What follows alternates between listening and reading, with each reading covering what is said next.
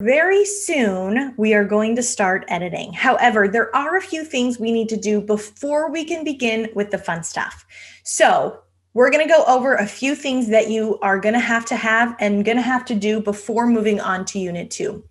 So first, you are going to need at least 2 gigabytes on your computer's hard drive to be able to download Adobe Premiere. Adobe recommends at least 2 gigabytes. However, I advise having much more room than that.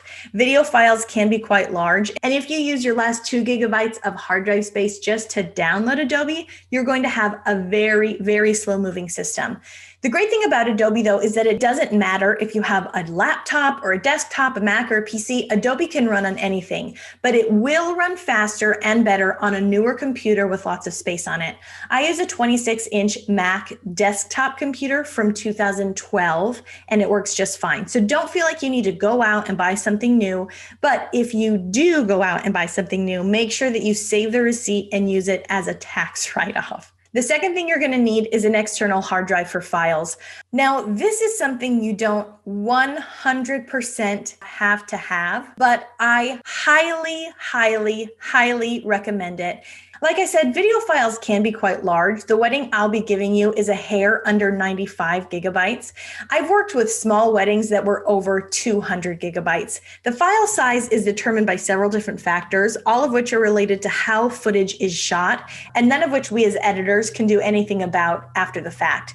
But if you don't have enough room on your computer for the files a client gives you, then you'll be missing parts of the wedding day. And because the largest files are usually the most important parts of the day, like the ceremony and the toasts, those are the parts that won't be making it into your edit. So that's not going to be a workable situation for you. My advice is that if you don't already have one, to buy an external hard drive. I personally wouldn't buy anything smaller than a 1 terabyte drive, but if and what you buy is up to you, but you will thank me for it later if you buy one. If you buy an external hard drive for this course and to store video files on in the future, make sure that it's properly formatted. I'll link a video down below showing you how to do that.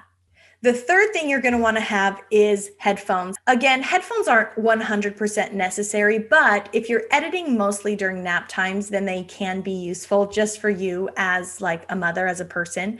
Anything will do though, so go as cheap or as expensive as you want. I actually prefer editing without headphones. I like to hear what things are going to sound like from the client's perspective, and they probably aren't going to be watching their film with headphones, but I do pull them out as needed. So you're going to need them eventually, but again, don't feel like you need to spend $100 on brand new noise canceling headphones. That's not necessary. The last thing that you're going to need before moving on to Unit 2 is an Adobe Premiere Pro subscription.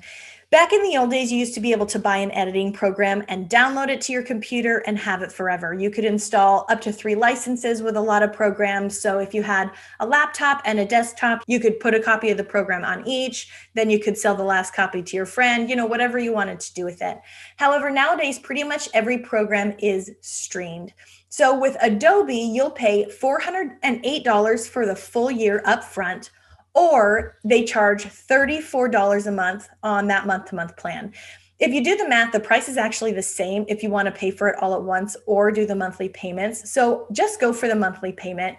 Honestly, $34 is not that expensive, especially for a program like this that has the potential to earn you hundreds or thousands of dollars a month once you know how to use it. Adobe is probably going to try and sell you the entire creative suite.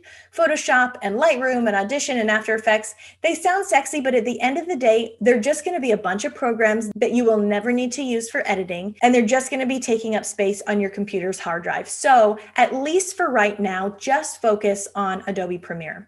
Like I've said before, Adobe Premiere Pro is what professionals use across several industries, so commit to this for 1 year. And next year, when your subscription can be renewed, then reevaluate. See if this is something you want to continue with, see if you've made any money, but commit to this for 1 year. And again, same as if you want to buy a brand new computer, this can be a tax deductible expense.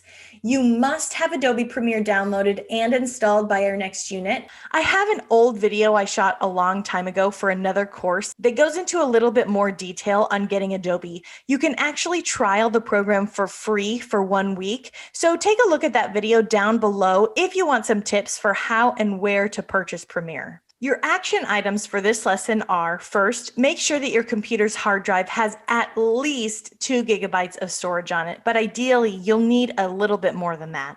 Second, determine if you want to purchase or repurpose an external hard drive for use in this course. Third, if you want some, make sure that you have some headphones or know where they are. And last, watch the video down below and then purchase and install Adobe Premiere Pro onto your computer.